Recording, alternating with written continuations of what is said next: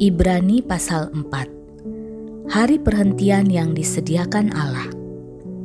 Sebab itu, baiklah kita waspada, supaya jangan ada seorang di antara kamu yang dianggap ketinggalan, sekalipun janji akan masuk ke dalam perhentiannya masih berlaku.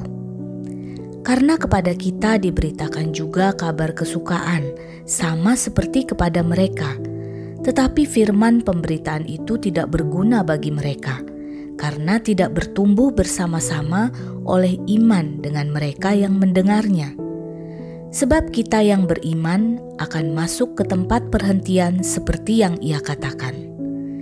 Sehingga aku bersumpah dalam murkaku, mereka takkan masuk ke tempat perhentianku, sekalipun pekerjaannya sudah selesai sejak dunia dijadikan. Sebab tentang hari ketujuh pernah dikatakan di dalam suatu nas, dan Allah berhenti pada hari ketujuh dari segala pekerjaannya. Dan dalam nas itu kita baca, mereka takkan masuk ke tempat perhentianku. Jadi sudah jelas bahwa ada sejumlah orang akan masuk ke tempat perhentian itu, sedangkan mereka yang kepadanya lebih dahulu diberitakan kabar kesukaan itu tidak masuk karena ketidaktaatan mereka. Sebab itu ia menetapkan pula suatu hari, yaitu hari ini, ketika ia setelah sekian lama berfirman dengan perantaraan Daud seperti dikatakan di atas.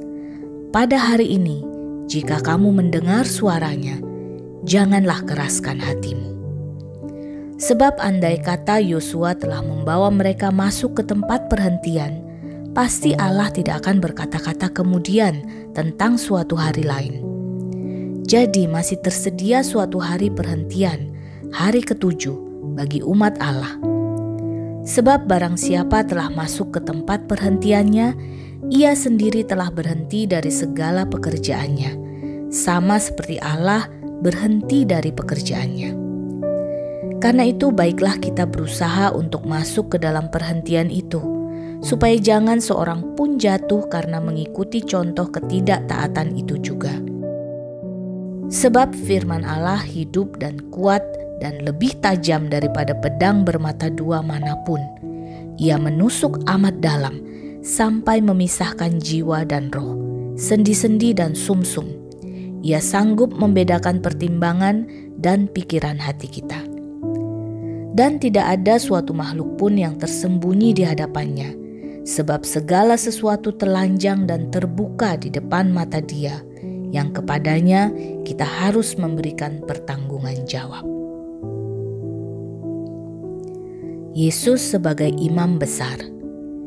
Karena kita sekarang mempunyai imam besar agung yang telah melintasi semua langit, yaitu Yesus anak Allah, baiklah kita teguh berpegang pada pengakuan iman kita. Sebab imam besar yang kita punya bukanlah imam besar yang tidak dapat turut merasakan kelemahan-kelemahan kita. Sebaliknya sama dengan kita, ia telah dicobai, hanya tidak berbuat dosa. Sebab itu marilah kita dengan penuh keberanian menghampiri tahta kasih karunia, supaya kita menerima rahmat dan menemukan kasih karunia untuk mendapat pertolongan kita pada waktunya.